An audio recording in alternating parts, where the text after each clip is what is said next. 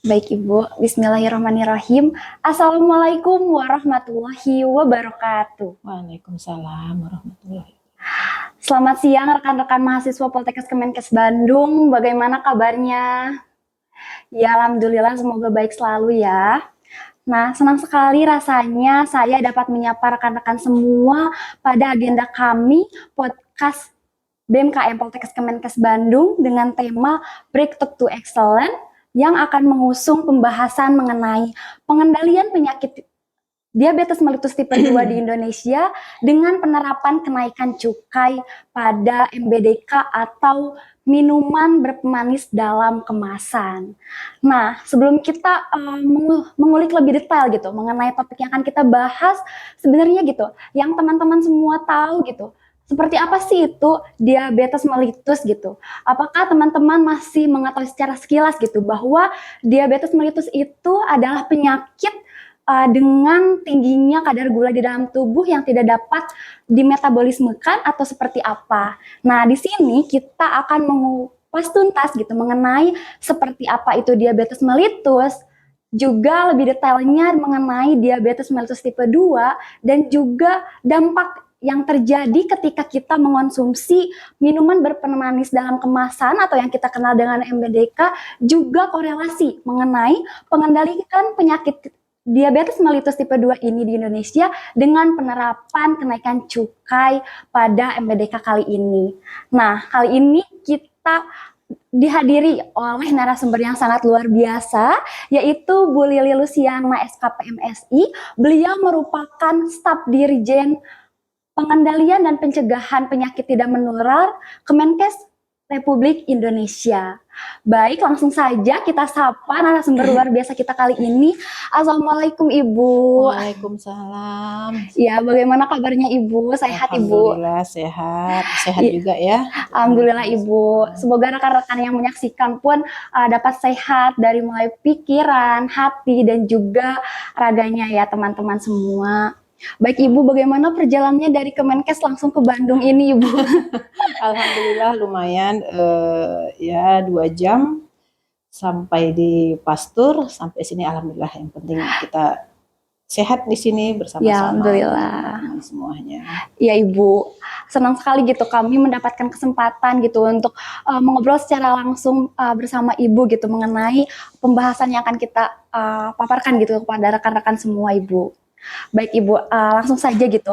Menurut Ibu gitu sebagai kacamata ahli, seperti apa sih gitu diabetes mellitus itu Ibu? Gini ya, kalau saya menjelaskannya secara kesehatan masyarakat ya, bukan Ya, bukan Ibu. bukan ahli dari profesinya gitu ya. Nah, kalau kita kaji bahwa diabetes mellitus itu adalah memang suatu penyakit metabolik yang salah satu memang penyakit tidak menular Ya. yang memang ditandai dengan kadar gula darahnya tinggi seperti itu. Nah, hiperglikemik namanya ya, yang sering disebut dengan hiperglikemik. Nah, itu biasanya memang karena ada hormon insulin yang tubuh tidak menghasilkan hormon insulin yang baik seperti itu. Ya Ibu. Lalu selanjutnya gitu Bu, dari kacamata ahli pun seperti apa gitu pandangannya mengenai MBDK ini gitu atau minuman berpemanis dalam kemasan ini Ibu? Nah, MBDK itu sebetulnya yang memang lagi tren sekarang ini Iya ya. betul Ibu. Lagi tren di 2024 ini memang MBDK itu adalah salah satu minuman berpemanis dalam kemasan. Banyak sekarang ya, apalagi zaman kekinian. Ya Luar biasa nih anak remaja-remaja yang luar biasa mengonsumsi MBDK ini. Nah, seperti itu. Jadi kita tahu bahwa MBDK itu di dalam kemas itu gulanya itu sangat tinggi seperti itu. berarti sangat berbahaya untuk dikonsumsi ya Ibu ya? Kalau berlebihan berbahaya gitu ya. Ya, Intinya bukan tidak boleh dikonsumsi, tapi ada batas-batasnya seperti itu. ya baik Ibu. Selanjutnya gitu, bagaimana pendapat Ibu mengenai pengaruh strategi pemerintah terkait kenaikan cukai pada minuman berpemanis dalam kemasan ini untuk mengendalikan peningkatan kasus diabetes mellitus 2 ini di Indonesia ini Ibu? Nah, saat ini kan memang pemerintah sudah melakukan upaya-upaya untuk mengatasi penurunan prevalensi penyakit tidak menular khususnya DM dan obesitas. Nah, salah satu upaya itu adalah melalui cukai sebetulnya, cukai Iya. MBDK ini. Untuk apa cukai MBDK itu? Salah satunya adalah untuk mengurangi para pembeli produk-produk MBDK tersebut. Iya. Sehingga kalau dicukai kan otomatis tanda kutip mahal seperti Iya, itu Ibu. ya. Jadi kita mengurangi masyarakat untuk tidak membeli atau mengonsumsi MBDK tersebut seperti itu. Ya, berarti diharapkan gitu strategi tersebut dapat ampuh gitu menekan dari peningkatan diabetes mellitus tipe 2 ini gitu ya, Ya, Ibu. semoga karena memang dari beberapa data itu menunjukkan bahwa masyarakat Indonesia mengonsumsi minuman bermanis itu sangat tinggi. Iya, Nah, sementara yang salah satu pemicunya adalah MBDK ini MBDK ini ya, seperti Bu. itu. Iya. Baik, Ibu. Nah, selain dapat menimbulkan juga gitu ya, memicu dari diabetes mellitus tipe 2 ini gitu, apakah minuman bermanis dalam kemasan ini juga akan menimbulkan dampak kesehatan lain gitu, khususnya mengenai PTM juga gitu, Ibu? Ya, dari obesitas, kalau kita mengumpulkan BDK itu kan adanya tingginya gula gitu ya di Iya, dalam minuman tersebut. Nah, kalau gula sudah menumpuk dalam tubuh terlalu banyak, otomatis kan dia menimbulkan satu obesitas DM. Nah, dari obesitas DM itu bisa merambat tempat yang penyakit jantung, stroke seperti itu. iya baik, Ibu. Nah, rekan-rekan semua sudah tahu ya bagaimana bahayanya dari MBDK ini gitu. Tadi juga Ibu sudah menyampaikan bahwa bukannya tidak boleh, tapi ada Ada batasan-batasan ya Bu mengenai. batasan-batasan tertentu yang harus kita perhatikan.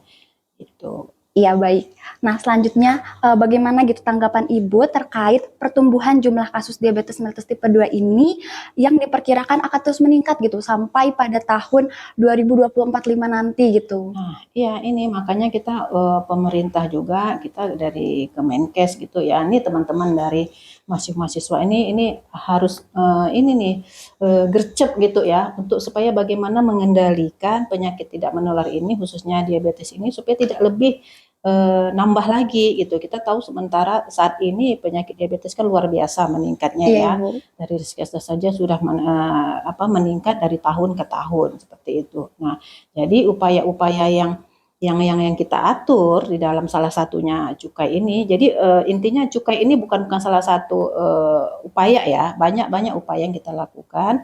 Misalnya selalu membaca label pada makan pangan olahan. Misalnya kita beli produk apa itu dalam kotak itu. Nah, kita harus baca itu di dalam labelnya itu. Di kotak itu kan ada ya kandungan ingredientnya itu apa, gula berapa, garam berapa. Nah, itu salah satu upaya kita untuk menyadarkan konsumen, masyarakat sebelum mengonsumsi makanan terlebih dulu lah baca. Karena selama ini teman-teman pasti melihat apa kalau membeli suatu produk.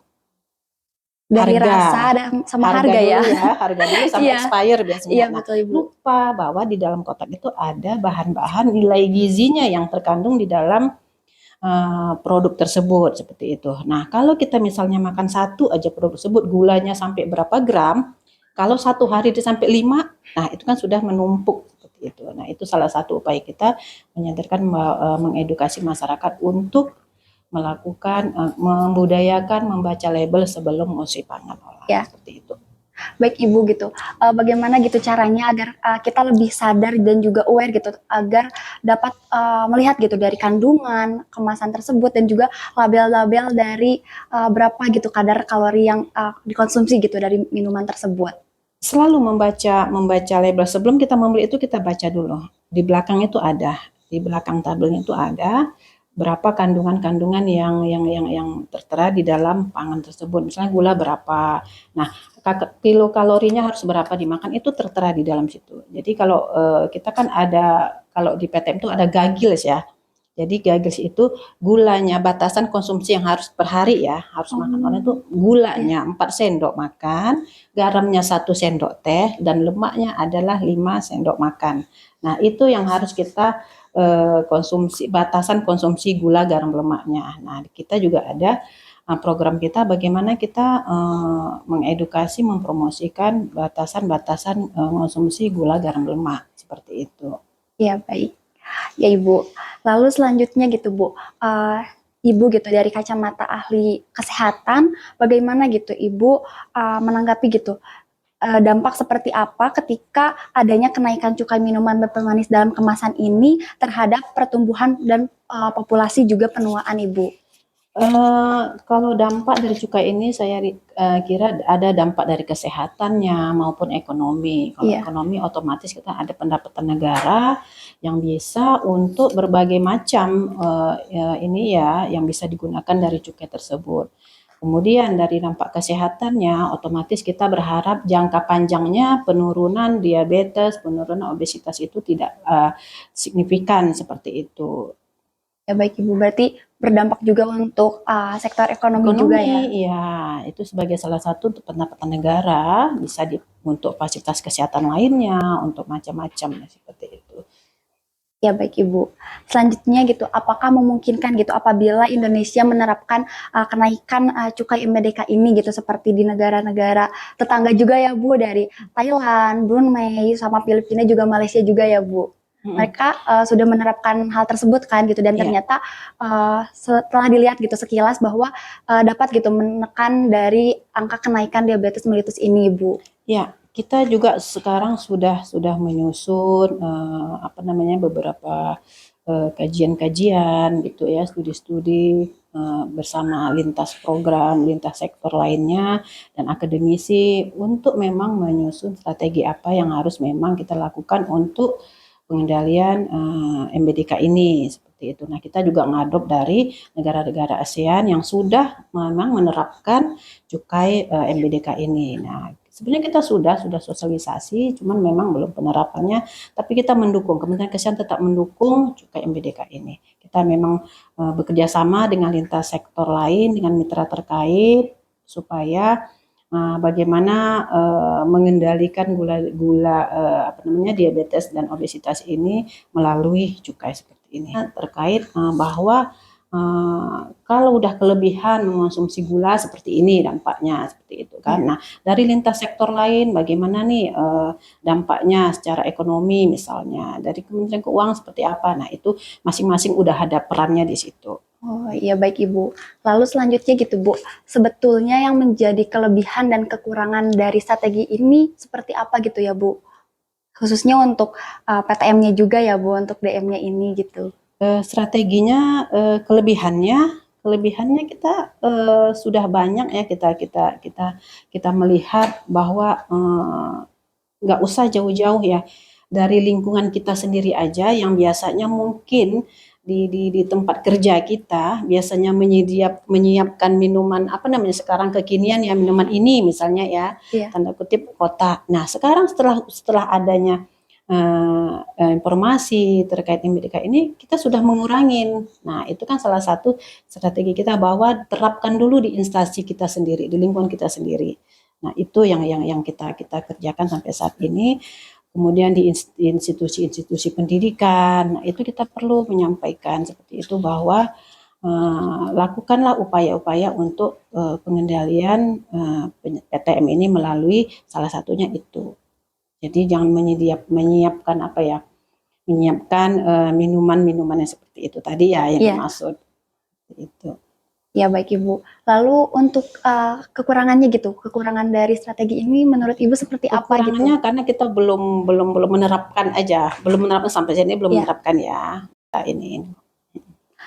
Tapi gitu, apakah ada gitu tantangan terbesar untuk menerapkan strategi tersebut gitu di Indonesia ini atau memang sudah cukup rampung gitu untuk canangan strategi seperti ini Bu? Semua hal yang upaya kebijakan itu pasti ada tantangannya. Cuman kita tetap berkolaborasi, tetap berkoordinasi dengan mitra-mitra terkait tadi lintas sektor dan lintas program dan akademisi dan sebagainya untuk terus mendukung walaupun memang pasti ada tantangan ya di dalamnya itu. Seperti itu. Iya. Lalu selanjutnya gitu Bu, bagaimana gitu agar kami masyarakat khususnya juga mahasiswa gitu agar lebih memahami gitu bahwa ternyata gitu strategi ini tuh akan berdampak baik juga untuk kita gitu. Sedangkan kan pasti ada beberapa orang yang merasa kenapa malah ada cukainya, malah jadi naik padahal kan itu yang harus kita konsumsi gitu Ibu. Nah, sekarang gini kita mungkin apa dulu ya memahamin dulu ya, apa sih, kenapa sih kok PTM itu meningkat terus gitu kan. Kok penyakit diabetes meningkat terus. Iya, Kemudian terutama pada anak-anak remaja. iya. Kemudian obesitas, lihat dari anak-anak kecil udah obesitas. Nah, itu kan salah satu harus kita ketahui. Oh, kita gali dia konsumsinya seperti apa, seperti itu kan. Sehari-harinya seperti apa pola konsumsinya. Kemudian aktivitas fisiknya seperti apa. Nah, itu yang perlu kita gali. Nah, makanya kenapa harus dicukai seperti itu? Ya, karena memang salah satu data menyampaikan bahwa memang kontribusi yang besar itu adalah remaja saat ini, masyarakat Indonesia saat ini memang luar biasa tingginya mengonsumsi minuman berpemanis seperti itu. Iya, Ibu. Nah, pada yang Ibu tadi gitu ya, ada kan bahwa banyak sekali diabetes mellitus ini juga terjadi pada anak-anak gitu ya. Nah, menurut satu juga banyak terjadi pada kelompok usia 10 sampai 14 tahun dengan bahkan 403 kasus gitu, Bu. Nah, bagaimana gitu langkah awal untuk mencegah terjadinya diabetes mellitus ini gitu? Apalagi di usia muda ya, Bu, padahal Ya, itu yang harusnya menjadi generasi emas gitu, Bu. benar. Nah, saya tidak terlalu detail dengan data itu ya, dengan kasus itu. Cuman memang kalau secara dari program kami dari Direktur PTN itu bahwa memang kita melakukan promosi intervensi itu dari usia memang 15 tahun ke atas. Ya, jadi kita mengidentifikasi faktor resiko nih kepada sasaran-sasaran yang memang dia merasa sehat nih, kayak teman-teman ini merasa sehat. Iya, Padahal kalau kita datang ke pos-pos pelayanan kesehatan, misalnya posyandu, nah kita ada juga program posbindu, kita datang kita cek tekanan darah, kita cek gula darahnya, itu kita kaget loh, kenapa kok aku tinggi gitu ya, padahal aku merasa sehat. iya, Nah, program kita di Direktur PTM itu seperti itu. Jadi kita memang mensasar masyarakat yang sehat, yang sudah punya resiko, faktor resiko, dan yang memang sudah sakit. Nah, jadi yang sehat ini itulah dari usia memang 15 tahun kita sasar, ada nggak dia resikonya, obesitas apa enggak, tekanan darahnya tinggi apa tidak. Nah, seperti itu. Nah, kalau dia sudah punya resiko seperti tadi obesitas, tekanan darah tinggi, nah kita intervensi lagi seperti apa. Nah, kalau sudah begitu, jangan sampai dia nanti terjadi PTM. Sudah menyandang PTM, itu tidak bisa sembuh lagi.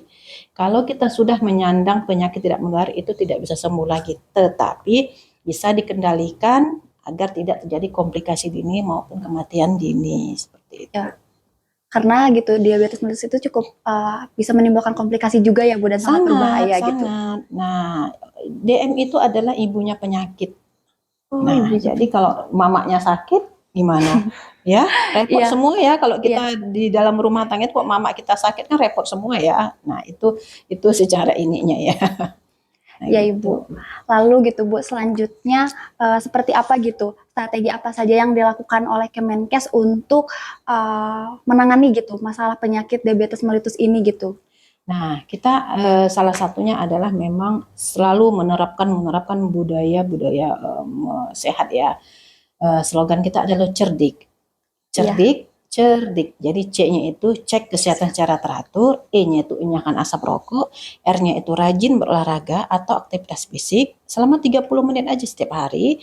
Kemudian D-nya diet seimbang. Ya, salah satunya itu membatasi konsumsi gula garam lemak. iya, Kemudian I-nya istirahat cukup, sama K-nya kelola stres. Nah, seperti itu. Nah, kalau itu kita budayakan di rumah kita, di keluarga kita, di lingkungan sekolah kita, di tempat teman-teman sekitar kita, insya Allah mudah-mudahan kita tidak dalam keadaan muda itu tidak menyandang PTM. Mudah-mudahan sehat sampai tua pun kita tetap produktif seperti itu. iya, Ibu. Lalu bagaimana gitu, Bu, tanggapan Ibu mengenai dampak yang terjadi gitu dari MBDK ini terhadap lansia gitu, Bu? Karena dari tadi kita juga bahasnya anak muda gitu, terus juga dari anak kecil. Nah, sebenarnya gitu dampak untuk lansia juga seperti apa gitu, Bu? Lansia, kalau PTM ini kan kalau dulu identik dengan orang-orang tua seperti itu ya. Ya, Tapi sekarang kita lihat banyak-banyak anak-anak muda yang memang sudah menyandang hipertensi, tekanan darah. Nah, seperti itu. Makanya kita kendalikan jaga itu faktor resiko itu, jangan sampai kita menyandang PTM supaya di lansia itu tidak terkena penyakit PTM gitu, tidak menyandang PTM. Kalau dia di muda dia sudah menjaga pola hidupnya dengan baik, melalui cerdik tadi, memudayakan perilaku hidup sehatnya, pasti tidak, insya Allah tidak. Walaupun nanti tua itu sudah beda ya, cerita Iya. tua itu karena sudah degeneratif, sudah berkurang semua fungsinya, Iya, itu kan sudah metabolismenya ya, menurun. Bu, ya. Nah, seperti itu. Tapi setidaknya secara dini dia tidak menyandang PTM kalau memang di usia mudanya itu dia sudah melakukan pola hidup yang sehat melalui cerdik tadi. Iya. Ya. Ya berarti untuk lansia pun gitu boleh mengonsumsi MBDK ini namun dengan batasan-batasan juga ya, Ibu? Iya, misalnya kita makan durian gini. Durian itu musimnya tahunan ya. Iya. Tapi kenapa kita tiap hari makannya? Nah, seperti padahal itu makanan musiman. Kan kenapa? Tapi kita makannya setiap hari. Nah, itu kan bermasalah ya seandainya kalau kita tiap hari makan seperti itu. Nah, jadi bukan tidak boleh, cuman ada batas-batasan yang harus kita konsumsi sesuai dengan anjuran gitu.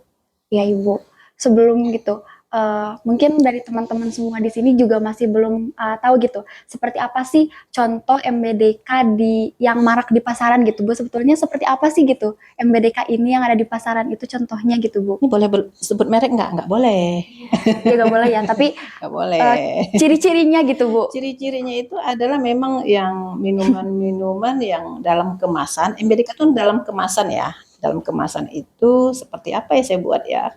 Nggak boleh disebut merek. Seperti yang ada di minimarket gitu bukan Bu? Ya, seperti Itu itu yang dijual-jual seperti itu. Nah, pokoknya dalam kemasan, dalam kotak atau apa. Nah, itu. Nah, coba perhatikan, makanya saya bilang perhatikanlah kalau kita mau beli sesuatu itu perhatikan informasi nilai gizi yang di dalamnya seperti itu. Jadi kita bisa batasin kalau saya mau minum ini saya sudah menghabiskan gula berapa ini gitu kan. Kalau saya minum ini garamnya sudah berapa banyak yang harus saya konsumsi satu hari. Nah, gitu. Kalau kita bisa mewanti-wanti mengatur seperti itu, otomatis kita nih sudah ini nih sebagai upaya kita nih untuk mendukung gitu kan. Supaya diri kita nggak PTM seperti itu. Ya Ibu. Kan tadi juga Ibu bilang kalau misalkan dilihat dari label informasi gizinya ya Bu. Tapi kadang ada beberapa MBDK ini memang tidak ada kandungan yang dicantumkan gitu. Nah itu Saya seperti rasa apa sih ada gitu? ya Pasti ada semua Ibu. ya. Kita juga sudah bermitra dengan lintas sektor lain. Nah itu nanti ada sama di BPOM. Sepertinya kalau dijual itu tidak ada itunya itu tidak Pasti ada ya, dibenarkan. Ibu, ya? Nah itu pasti ada. Baik. Selanjutnya gitu Bu, apakah kenaikan dari harga MBDK ini gitu akan berdampak pada masyarakat yang mengandalkan minuman tersebut sebagai sumber penghasilan, Ibu?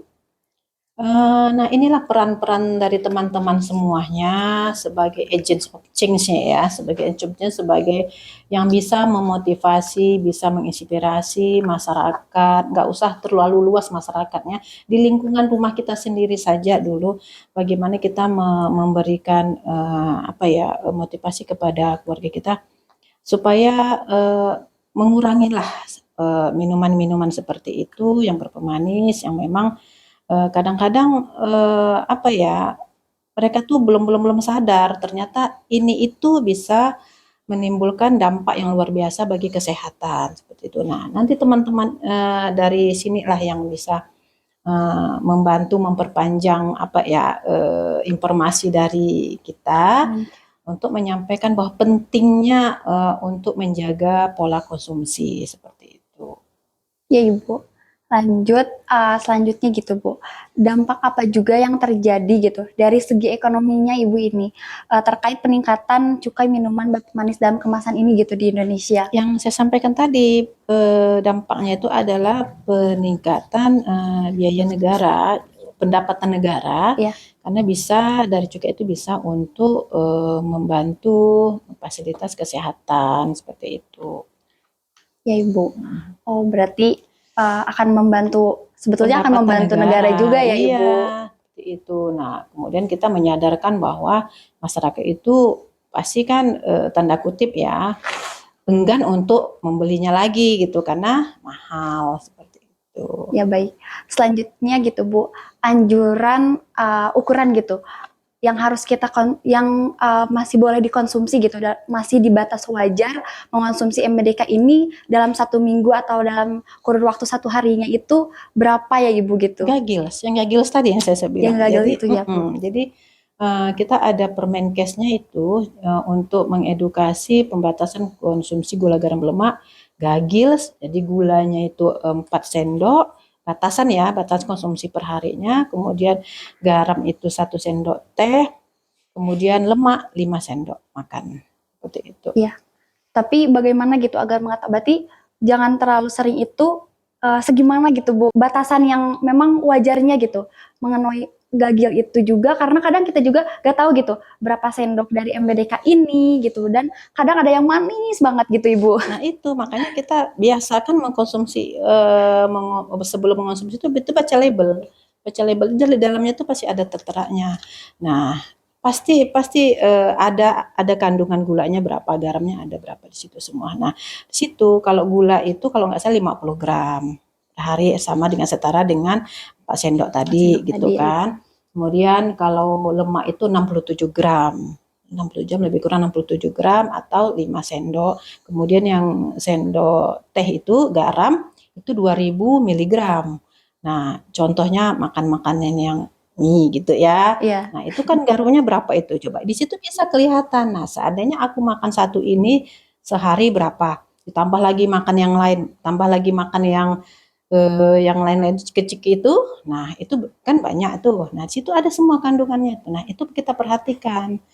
Nah, jadi kita tahu, oh ternyata aku sudah makan ini, mengonsumsi gula sehari ini sudah segini. Itu kita tahu. Seperti itu. Ya berarti kalau MBDK ini berarti kurang sesuai juga ya Bu sama gizi yang memang harus kita konsumsi gitu kalau misalkan. Nah, itu ada batas-batasannya di dalam seperti itu.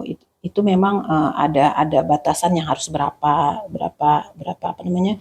Berapa liter ya, berapa cc di dalam minuman itu. Saya kurang paham kalau untuk di dalam kemasan. Tapi intinya dalam kemasan pasti ada semuanya kok. Nah, itu yang kita harus cermatin dan perhatikan. Berarti Itu. kandungannya sesuai atau tidak balik lagi ke kitanya yang mengonsumsi Iya. dengan bijaknya ya Ibu. Untuk apa coba? Karena biasanya gitu ya, kalau kita itu kadang suka ngerasanya, oh ini enak, kayaknya ini harus dicoba gitu. Apalagi kayak kita ya kalau misalkan minum itu kadang, oh ini lagi viral gitu. Kita gak tahu itu bahaya atau enggak ke diri kita. Itu kayak ya udah kita beli aja terus minum aja gitu. Karena kita gak Ya, peduli sama tidak kesehatan kita kayak masalah. gitu. Yang penting ada batasan-batasan tadi kan. Bukan semua tidak boleh dilarang gitu, tidak. Cuman ada batasan-batasan tertentu yang harus kita jaga seperti itu. Sama dengan kalau kita, saya sampaikan tadi makan durian misalnya ya, itu buah musiman tapi kenapa kita makan setiap hari kan? Pasti dampaknya pasti ada ke kita kan? Gitu. Nah sama seperti itu juga. Bukan berarti tidak boleh, tapi ada batasan-batasan yang harus kita ikutin kayak gitu. Kalau kita memang mau sehat, tergantung sama individu karena PTM gitu kan tadi gaya hidup ya, gaya hidup kita. Ya iya kalau kita memang mau hidup sehat sampai tua kita produktif ya kita atur.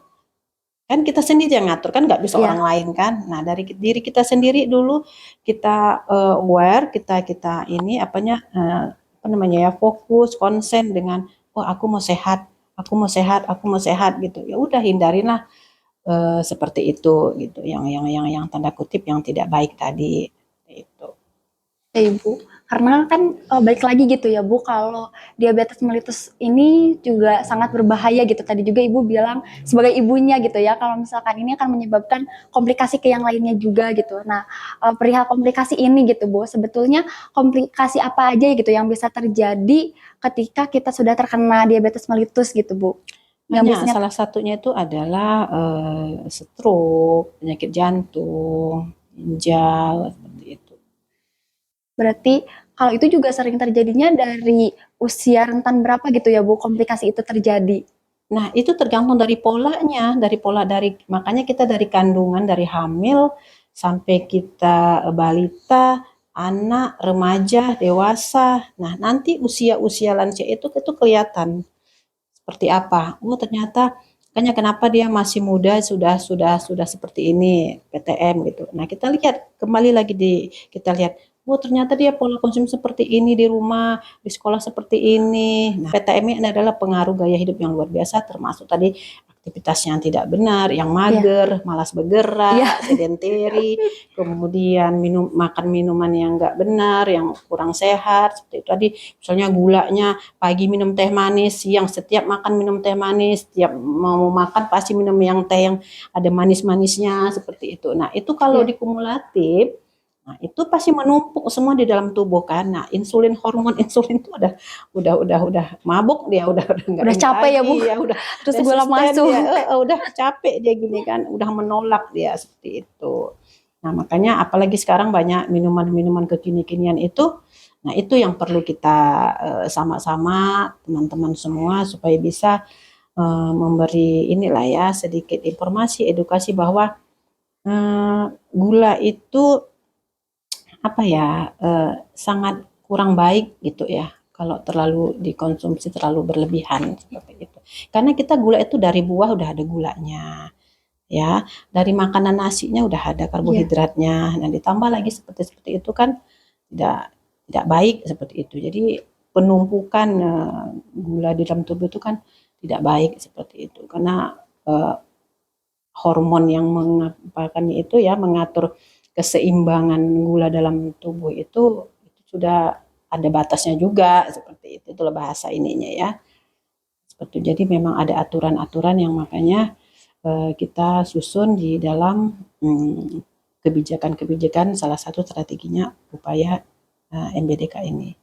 Ya kadang gitu Bu, masyarakat atau dari kita mahasiswa pun kadang salah paham gitu ya Bu. Kadang misalkan, oh ini nggak kerasa manis berarti nggak ada kadar gula gitu. Padahal kan hampir setiap makanan punya kadar gulanya ada ya Bu. gulanya. Nasi kita makan, yang tadi kita makan, nah itu kan gulanya sudah ada, pasti kan gula pasir ditambah situ kan. Nah, coba kita makan terus menerus.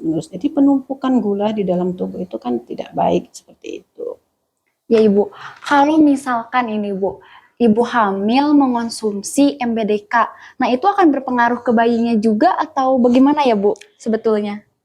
Kalau saya itu belum paham. Nanti ada lagi yang lain mengkajinya itu ya. Tapi intinya memang seperti yang saya sampaikan tadi, semua makanan yang diciptakan Tuhan yang ada di dunia ini itu bisa dikonsumsi, namun ada batas-batasan tertentunya seperti itu. Jadi nggak semua ibu hamil makan itu ya kalau satu isi nggak apa-apa gitu kan. Asal jangan setiap hari, setiap mau bobo, setiap ini, tiap makan itu ya. Kasihan kan. Nah, bayinya ya Bu. Iya, intinya ada batasan-batasan tertentu lah yang saya sampaikan tadi. Seperti itu. Iya.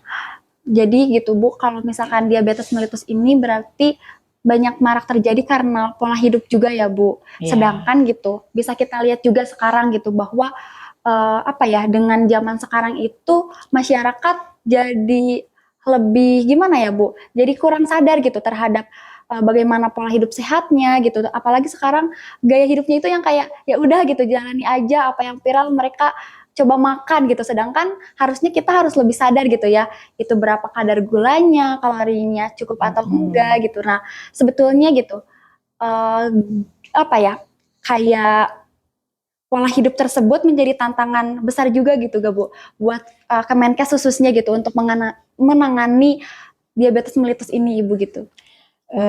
Makanya kita terus melakukan seminar-seminar seperti ini, podcast kan sekarang zamannya medsos ya, media-media sosial yang mungkin yang membuka medsos itu di IG misalnya, di Facebook atau di mana, TikTok apalagi sekarang itu kan yang membuka itu rata-rata tuh mungkin kaum remaja ya. Iya. Ya, nah itu kita di Kemenkes itu sudah apa ya, intens untuk menyampaikan promosi dan edukasi terkait seperti itu gitu. gitu. Jadi memang, nah ini teman-teman mahasiswa ini makanya kita juga dorong tuh institusi pendidikan untuk setiap setiap apa ya, diharapkan setiap ada pembelajaran terkait di kampusnya, sampaikanlah bahwa penyakit tidak menular itu penting disampaikan sejak dini gitu ya. Karena kalau sudah kita menyandang PTM itu tidak akan sembuh seumur hidup, Iya. cuman bisa dikendalikan. Kita tahu juga PTM itu banyak mengeluarkan dana kan, dari BPJS juga luar biasa banyaknya beban biaya negara, beban bukan negara saja, kita di rumah pun ekonomi pun Jadi terasa. beban keluarga juga ya, Bu. Iya, betul. Nah, kasihan juga ini dalam keluarga juga. Satu saja yang ada penyakit hipertensi, stroke misalnya, atau DM misalnya. Nah, sudah tidak bisa beraktivitas lagi. Kemudian di dalam rumah itu pasti nanti ada yang bagaimana mengawasi, yang harusnya bisa beraktivitas, tidak bisa beraktivitas. Nah, itulah makanya kita konsen dari sejak umur 15 tahun program kita itu kita melakukan screening, deteksi dini untuk yang merasa sehat tadi seperti teman-teman ini semua. Merasa kita yuk setiap bulan kita melakukan screening gitu di kampus seperti itu kan. Nah, tadi periksa tekanan darahnya, lingkar perutnya, bagaimana anamnesa, bagaimana kita wawancara gimana pola makannya gitu, makan sayur buah apa tidak gitu, melakukan aktivitas fisik apa enggak. Setiap hari 30 menit saja. Nah, itu sudah sebagai salah satu upaya kita untuk mengendalikan faktor resiko PTM seperti itu. Ya, berarti gitu bahwa gaya hidup yang memang dari masyarakatnya yang memang kurang sehat itu tidak menjadi hambatan gitu ya untuk Ya, Kemenkes mengendalikan hal tersebut, justru menjadi tantangan gitu bagaimana caranya agar dari masyarakat itu dari tahu, mau sampai mampu gitu untuk mencegah terjadinya penyakit tidak menular. menular. Ya, selanjutnya bagaimana gitu kita cara mengubah lifestyle gitu atau gaya hidup agar sesuai gitu dengan yang seharusnya gitu Ibu. Selain kita juga menghindari hal-hal yang memang tidak boleh kita lakukan gitu seperti mager, terus makan makanan yang memang banyak pemanisnya juga gitu Ibu. Nah, kan sekarang kalau di lingkungan pendidikan di mahasiswa ini kan banyak kegiatan-kegiatan gitu Ya, ya. Nah, ini kita bisa saling-saling memberi informasi terkait PTM ini. Ayo teman-teman kita olahraga bersama gitu kan. Salah satunya cerdik tadi, salah satu upayanya kalau kita bisa membudayakan perilaku cerdik itu, insya Allah pasti nanti teman-teman lupa tuh dengan makan makanan yang A, B, C, D tadi ya, seperti itu kan. Apalagi dengan seperti ini kan salah satu juga kan nanti penyampaian dari teman-teman di medsos. Terus teman-teman bisa bisa melihat nih, oh iya ya seperti itu ya. Terus mungkin ada keluarganya yang di antara kita nggak tahu keluarga kita misalnya orang tua kita, kakak kita atau ibu kita yang sudah menyandang PTM. Nah, itu sebagai gambar kita, oh ternyata seperti ini ya penyakit tidak menular. Sakit, kalau sakit penyakit menular itu sakit itu ya. Harusnya dia bisa aktivitas, kemudian keluarganya juga terdampak seperti itu. Yang harus makan obat setiap hari seumur hidup. Nah, ya, itu kan dampak yang luar biasa yang tidak nyaman gitu ya. Bukan bagi si sakitnya saja tapi keluarganya juga ikut gitu ya, merasakan sakitnya seperti itu. Nah, apalagi usia-usia seperti itu sudah usia muda sudah menyandang PTM kan luar biasa. Nah, makanya kita hindari, kami juga program di usia 15 tahun itu yang kita deteksi dini, kita sebagai sasaran yang sehat itu karena anak-anak usia 15 tahun itu pengaruhnya luar biasa untuk mengikuti tren gitu iya Ibu. ya.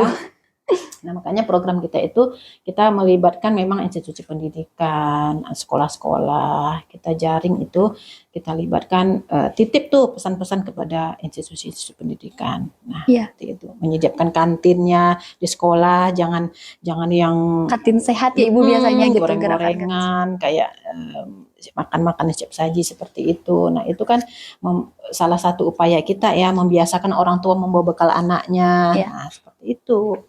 Itu salah satu upaya-upaya kita. Berarti selain dari gaya hidup juga lingkungan yang harus bisa mendukung Iya, juga ya Ibu. mendukung supaya kita tidak terinilah ya, terkena PTM Iya, sejak muda, sejak dini seperti itu. ya. Berarti tadi juga kan bahwa banyak tren yang terjadi gitu yang menyebabkan DM juga gitu, Bu.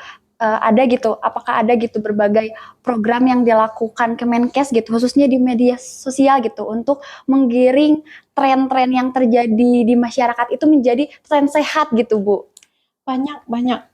Kita kalau memang teman-teman bisa melihat itu ada di IG-nya PTM itu ada, kita bisa melakukan webinar-webinar gitu kepada seluruh masyarakat umum, itu menyampaikan terkait tentang DM, tentang penyakit tidak menular lainnya. Banyak. Kemudian kita screening juga, melakukan menyampaikan ke institusi pendidikan kayak kayak apa ya, kayak di institusi pendidikan kesehatan ini untuk melakukan screening di lingkungan ininya, di lingkungan kampusnya, seperti itu. Jadi itu salah satu untuk melihat apakah ada dia faktor resiko apa enggak. Itu. Baik gitu, Bu. Selanjutnya program tadi juga kan banyak yang dilakukan di media sosial juga ya, Bu, khususnya Instagram. Nah, apa saja gitu yang bisa masyarakat atau khususnya mahasiswa bisa melihat secara langsung gitu, program-program yang dilakukan oleh Kemenkes khususnya dari Dirjen PTM ini gitu, Bu? Bukan dirjen, direktorat. Direktorat ya? PTM. Direktorat Dirjennya ada PTM. lagi. Ya, direktorat PTM.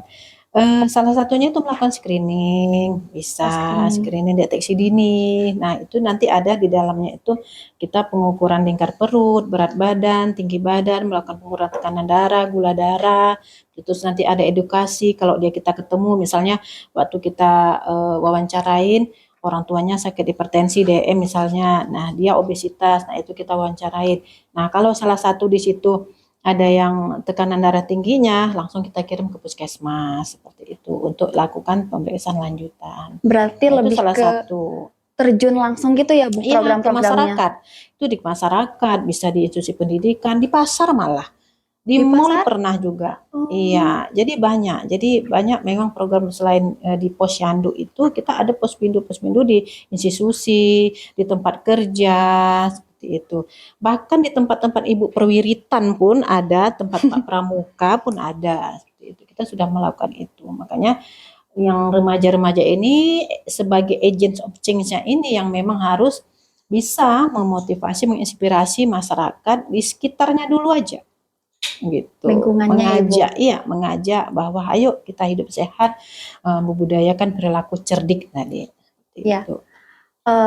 Terus juga Ibu ada gitu program spesifiknya gitu, Bu, gak, Bu, untuk wilayah kampus juga gitu, Bu, mengenai pencegahan PTM ini khususnya DM juga gitu, Bu? Ada. Kita ada program di kampus sehat namanya ya. Ada. Saya nggak tahu kalau Poltekkes Kemenkes itu ada di program dari tim kerjanya DM. Nah, ada kampus sehat namanya. Seperti itu. Jadi bisa kita bantu juga gitu ya untuk menggerakkan program tersebut ya, Bu? Tersebut melalui podcast-podcast ini mengajak dari kampus-kampus lain yang mungkin belum terpapar atau ke sekolah-sekolah dulu ini yang saya sampaikan tadi, ke sekolah-sekolah SMA, SMP, SD, kita ajak nih teman-teman, adik-adik ya di sana. Di bekalnya apa nih, bawa dari rumah apa. Nah, dari bekal-bekal itu kita tahu teman lihat kantinnya, penyediaan makanan di kantin. Nah, itu kan juga perlu diinikan seperti itu. Nah, itu juga sebagai salah satu upaya. Kemudian apakah di sekolahnya ada program olahraga seperti itu kan? Iya. Berarti yang penting mah kitanya yang harus tahu gitu seperti apa pola hidup yang sehatnya Iya. gitu. Yang penting mah tadi yang cerdik tadi ya teman-teman semuanya ya. Cerdik tadi, pokoknya budayakan perilaku cerdik ya. Cek kesehatan secara berkala, enyahkan asap rokok, rajin olahraga, diet seimbang, istirahat cukup, sama kelola stres. Nah, kalau sudah penyakit PTM itu harus patuh. Itu patuh ada kepanjang lagi. Patuh itu kalau dia orang misalnya ibu ini sudah menyandang PTM misalnya gitu ya, ibu harus patuh. Patuh itu apa? P itu periksa kesehatan secara teratur, kemudian A-nya tuh atasi penyakit dengan benar. Kemudian T-nya fokuskan gitu tetap melakukan aktivitas fisik. Kemudian usahakan, upayakan dietnya itu makannya itu yang benar kayak gitu ya, yang tahu pembatasan konsumsinya gula, garam, lemak seperti apa. Nah, hanya itu, hindari asap rokok atau paparan asap rokok, kemudian zat-zat yang memicu terjadinya kanker karsinogenik lainnya ya. Itu. Nah, di sini ada yang merokok tidak? Hayo lo, mahasiswa masa ya Bu, ini Nah, mahasiswa kesehatan tapi masih merokok ya iya. Bu. Nah, makanya itu. Nah, itu salah satu resiko untuk PTM gitu kan. Walaupun di lingkungan rumah kita tuh ada yang merokok, sampaikan tuh pelan-pelan. Tolonglah bahwa asap rokok ini sangat mempengaruhi kesehatan seperti itu ya. Jadi kita pun yang nggak merokok, tapi kalau di lingkungan kita tuh perokok, kita bisa berbahaya juga dari asapnya itu seperti itu. Nah, sampaikan ke mereka kalau merokok itu cari yang ada langitnya langsung, jangan di beginian gitu ya. Ya, Itu jadi biar langit-langit yang menatap di tempat asapnya terbuka ya gitu, Bu. tempat yang nggak ada atapnya gitu. Iya. Tadi kan masih ngebahas tentang cukai ya Ibu. Nah, saya masih penasaran gitu Bu. Jadi sebetulnya yang akan dinaikkan cukai itu apakah hanya di MBDK saja atau memang pada minuman non gula juga gitu Bu? Enggak, MBDK saja. MBDK saja. Terus selanjutnya gitu, apakah dengan adanya kenaikan cukai ini akan berpengaruh juga gak Bu dengan banyaknya pengangguran gitu? Karena tadi masyarakat yang menjadi mata pencaharian gitu untuk membuat atau memproduksi MBDK ini gitu Bu. Saya rasa tidak ya, itu nanti ada lintas sektor lainnya yang mengurusin seperti Membantu itu ya Bu. gitu ya. Makanya kan kita mendukung ini kan tidak sendirian gitu kan, kita banyak lintas sektor lain seperti itu. Ya, kalau minuman susu itu termasuk MBDK juga gak ya Bu? MBDK itu adalah minuman berpanis dalam kemasan. Nah, kalau susunya itu dalam kemasan, ya iya. Oh, berarti itu masuk juga ya Bu?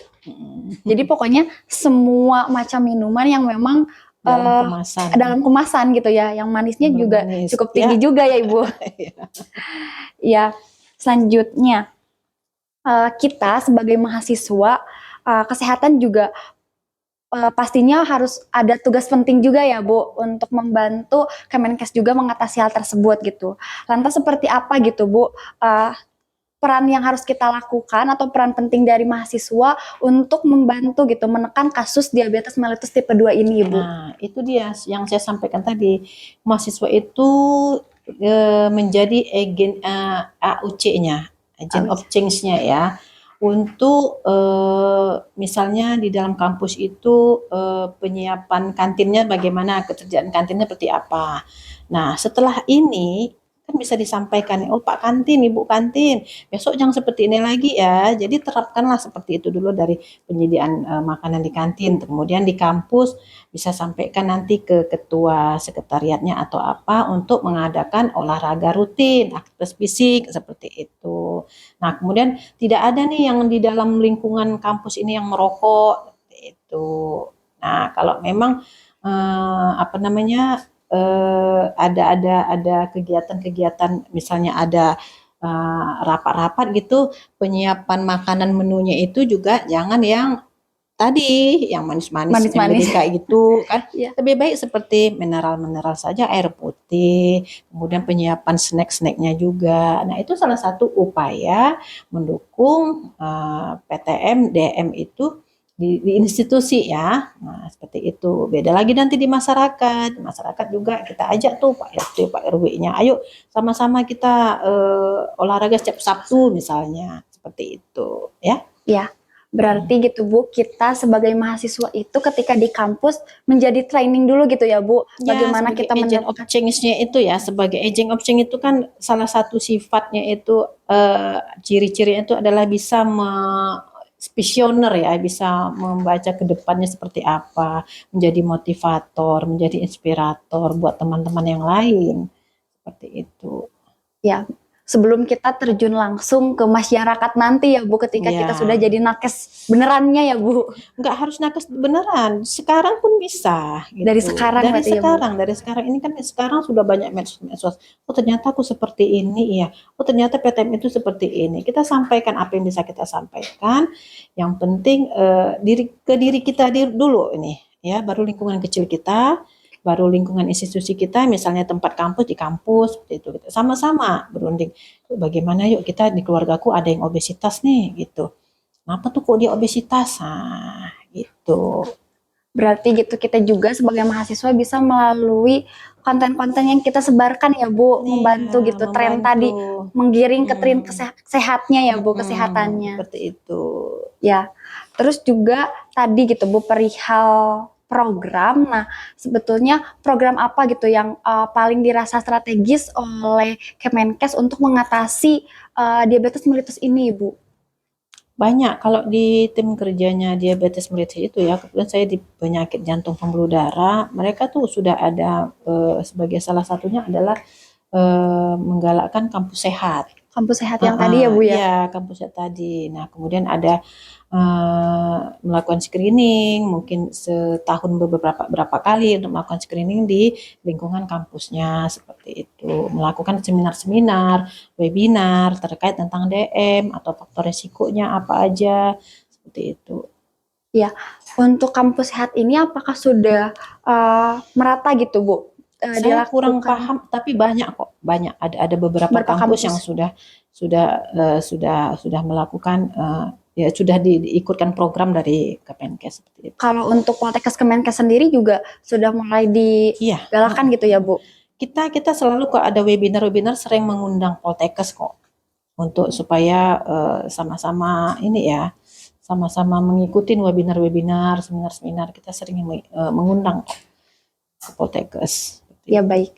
Selanjutnya gitu, pesan apa gitu yang ingin Ibu sampaikan kepada seluruh mahasiswa dari Poltekkes Kemenkes Bandung ini gitu agar mereka bisa membantu gitu menggerakkan setiap program yang dilaksanakan Poltekkes Kemenkes ini agar dapat membantu gitu menekan tadi Bu. Ya, mungkin pesan kami adalah karena ini memang apa ya, PTM ini identik dengan perilaku gitu ya, Iya. yang gaya hidup yang memang kurang baik, yang tidak sehat. Jadi nanti teman-teman bisa sebagai AOC tadi menyampaikan perpanjangan dari kami bahwa PTM itu intinya adalah tidak bisa sembuh, itu satu ya. Jadi bagaimana supaya kita tidak menyandang PTM, budayakan perilaku hidup sehat melalui perilaku cerdik tadi. Seperti itu ya. Jadi kalau sudah cerdik itu tadi, ya itu dikembangkan, cerdik itu dikembangkan, C-nya itu bagaimana. Jangan kita merasa sehat ini. Ya. Jadi kayak sehat secara fisik aja ya Ibu Iya, sadarnya kita nggak ya. tahu, oh ternyata aku tekanan darah. Makanya kadang-kadang ada di masyarakat itu begitu diperiksa ke posyandu misalnya atau ke posbindu misalnya, tiba-tiba kok aku tekanan darahnya tinggi, selama ini nggak pernah dia merasa sehat kan. Iya. Nah, kadang-kadang ada stigma masyarakat yang kalau dia tidak sakit tumbang, dia merasa sehat gitu. Nah, itu jadi tetap budayakan perilaku sehat melalui cerdik. Cerdik. Gitu, ya. Ya boleh diingat ya teman-teman bahwa kita harus menerapkan cerdik gitu. Untuk semua kepanjangannya tadi juga sudah dipaparkan ya Ibu. Nah baik, teman-teman tidak terasa ya gitu. Kita sudah banyak sekali gitu berbincang mengenai DM ini apa, MBDK ini apa, mengenai cukai gitu seperti apa, bahkan mengulik juga gitu PTM-PTM yang terjadi dan juga bagaimana gitu cara kita mengatasinya khususnya kita sebagai mahasiswa gitu ya Bu. Nah, bisa kita pahami juga gitu ya bahwa kita sebagai mahasiswa ini adalah sebagai agent of change gitu. Dan kita pun harus bisa membantu Kemenkes menjadi perpanjangan tangan juga untuk membantu gitu menekan setiap angka kasus dari PTM ini khususnya juga untuk DM tipe 2 ini ya teman-teman semua. Nah, sebelum uh, di apa ya, sebelum kita juga di penghujung acara ini adakah gitu Bu closing statement atau pesan kesan yang ingin Ibu sampaikan gitu? Pesan kami adalah ya tetap lagi ya budayakan perilaku hidup sehat gitu ya. Jangan bosan-bosannya untuk menyampaikan kepada teman-teman sebaya di keluarga, di institusi, di kampus-kampus ini bahwa teruslah menerapkan perilaku sehat tadi melalui cerdik tadi seperti itu. Kemudian ya jangan ikuti tren lah yang enggak ini ya. Kalau kita memang apa ya kepingin kita hidup produktif sampai tua gitu ya, sehat ya itu tadi terapkan perilaku cerdik. Karena itu slogannya yang luar biasa kalau kita terapkan sampai manapun otomatis itu akan apa ya, menyatu gitu di hati kita gitu ya. Karena cerdik itu luar biasa dampaknya untuk kita gitu. Ya, baik rekan-rekan semua, pada intinya gitu, kembali lagi dimulai pada diri kita gitu untuk mencegah segala penyakit yang terjadi dan mulai aware juga gitu dan sadar seperti apa sih yang harus kita lakukan gitu, baik buruknya seperti apa, khususnya kita sebagai mahasiswa dan juga ada di ranah kesehatan gitu ya yang sudah mengetahui lebih dalam gitu mengenai hal-hal dari gaya hidup sehat ini gitu dan kita pun bisa membantu gitu dengan menggiring masyarakat terhadap tren-tren yang lebih sehat lagi gitu. Bukan kita yang menjadi pelaku dari kehidupan yang tidak sehat ini gitu. Dan juga tadi sudah disampaikan bahwa ternyata gitu pengendalian penyakit diabetes mellitus tipe 2 ini di Indonesia diharapkan gitu dapat diatasi dengan cara salah satunya gitu strategi penerapan kenaikan cukai pada MBDK. Nah, teman-teman juga tadi sudah disampaikan bahwa MBDK ini boleh saja dikonsumsi, namun dengan batasan-batasan tertentu melalui gagil itu ya tadi Ibu. Ya, memahami gagil ya, gulanya seberapa, gulanya 4 sendok makan, garamnya 1 sendok teh, dan lemaknya 5 sendok makan. Nah, jadi cukai MBDK ini apa ya, maksud saya itu salah satu strategi untuk pencegahan pengendalian penyakit DM seperti itu. Nah, berarti bukan MBDK itu tidak boleh gitu ya, cuman ada batasan-batasan tertentunya yang harus dikonsumsi gitu. Ya baik, tidak terasa kita sudah di penghujung acara dan semoga gitu selama apa yang kita obrolkan, selama diskusi dan sharing ini dapat bermanfaat untuk teman-teman semua dan juga dapat membantu memahami gitu teman-teman semua seperti apa gitu DM ini dan juga hal lainnya juga gitu ya.